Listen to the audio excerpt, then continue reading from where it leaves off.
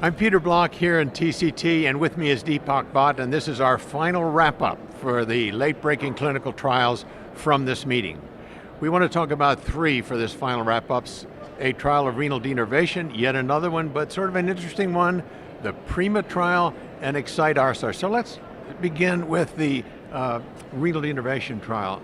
Deepak, yet again another trial, this in patients who are not severely hypertensive but resistant, 3 drugs, and the outcome to you is what? What do you think? Well, it's a bit of a mixed picture.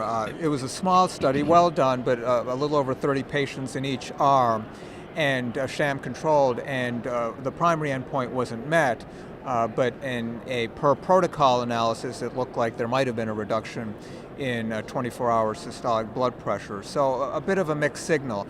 I wouldn't clearly call it a positive trial. It certainly doesn't support the use of renal denervation outside of clinical trials, but on the other hand, it probably means we should keep investigating, so the field is still alive. I think so too. It seems to me that with a larger trial, they may have shown a real difference here. And remember, these are patients not severely hypertensive. Right. Systolic pressures in the 135 to 145 Absolutely. range. So we'll see. I think they'll go bigger and have more patients, and we'll see what happens. Yeah, reason for hope, but a call for more study. There you go. Let me talk about PRIMA. That's one of my favorite things, this PFO closure business. This is patients that had migraine with aura. Can you reduce migraine with aura or migraine by closing a PFO? And this is a fascinating study for me anyway.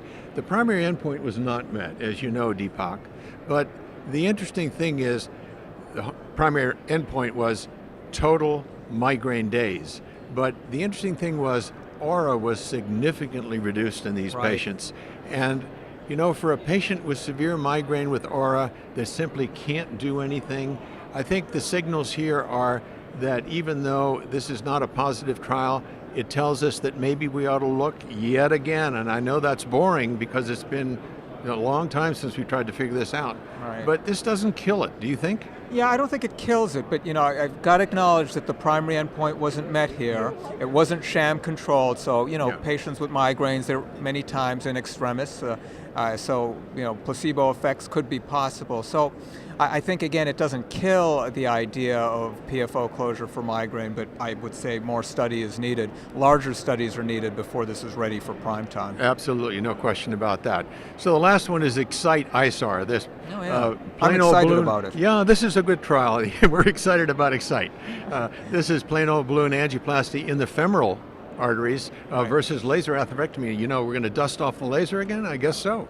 Yeah. No, I was actually surprised because I was thinking about the laser experience for coronaries and restenosis, and it wasn't really particularly positive, but I was surprised that this trial for SFA lesions, it actually looked really good, better than PTA alone, adding laser to PTA. So, in a randomized trial in peripheral intervention, got to give them credit for that. We need more of that. There's no question about it. This is one of the few randomized trials for peripheral data, and high grades for doing that. We need a lot more of this kind of thing, but this is a clear win for laser atherectomy. It is. It really is. Yeah. So, 3 important trials, lots of information, some good, some bad, some equivocal, but that's what happened at TCT.